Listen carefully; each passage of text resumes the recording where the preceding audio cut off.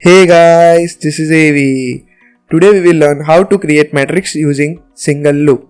So here is the code for creating the matrix for m number of rows and n number of columns, and I am explaining this logic in HTML and JavaScript, but please don't focus on the language, just focus on the logic.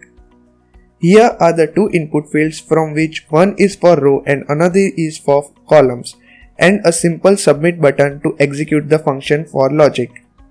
Now let's see the logic here where we are taking row variable for taking input values of rows and column variable for taking input values of columns. Here this is the method for JavaScript. In C language you need to use scanf, and in C++ you need to use cin, and in Java you need to use scanner method, and so on for different other languages. This output variable is just for outputting the matrix inside the div tag in HTML. In other languages, you can just directly print the output, no need for this variable. In this for loop, we are starting the loop from 1 and ending the loop till it is less than or equal to row into column.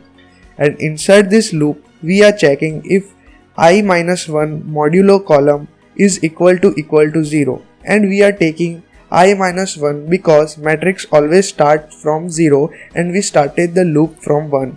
And if this condition is true, we will add the next line and then print the I with single space, else it would directly print the I with single space. So as you can see, here we can input different number of rows and columns and it will create the matrix with just the single loop.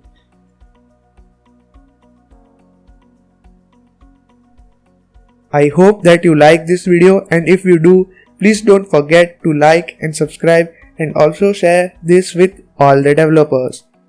Thank you for your support. Take care. See ya.